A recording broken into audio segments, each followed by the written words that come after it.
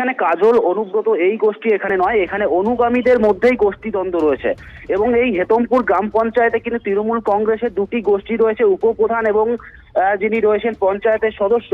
তার মধ্যে কিন্তু দীর্ঘদিন ধরে একাধিকবার এই ধরনের উত্তেজনাপূর্বক পরিস্থিতি তৈরি হয়েছে। বারবার জেলা নেতৃত্ব এটাকে সামলানোর চেষ্টা করেছে, কিন্তু সামাল দেওয়া সম্ভব হচ্ছে না। আজ প্রতিষ্ঠা দিবসের দিনেও দলের পতাকা তোলাকে কেন্দ্র করেই কিন্তু এই ধরনের গোষ্ঠীদ্বন্দ্ব সামনে এলো।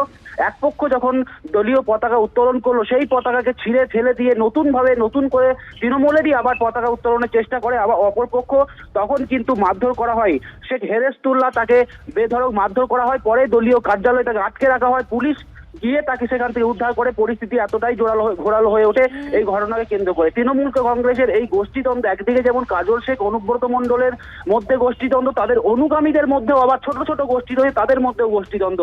অর্থাৎ বীরভূম তৃণমূল যে গোষ্ঠীদ্বন্দ্বে জেরবার হয়ে রয়েছে, এখনো পর্যন্ত রাজ্য নেতৃত্ব বারবার হুঁশিয়ারি করলেও তাদের যে কোনো কাজ হচ্ছে না, সেটা কিন্তু একেবারে তৃণমূলের গ্রাস। অ্যাকচুয়াল এরা তো দল করে না, তাই পতাকার সম্মান এরা রাখতে পারে না। এদের গোটাটাই হচ্ছে শুধু কাটমানি, পয়সা ইনকাম করার জন্য একটা দলে থাকতে হয়, ওরা থাকে। দলের প্রতি পতাকার এরা কোনো সম্মান দিতে জানে না, তাই এদের কাছে পতাকা ছেঁড়া না ছেঁড়া এটা কোনো মাইনেই রাখে না, শুধু কাটমানি পেলেই হলো।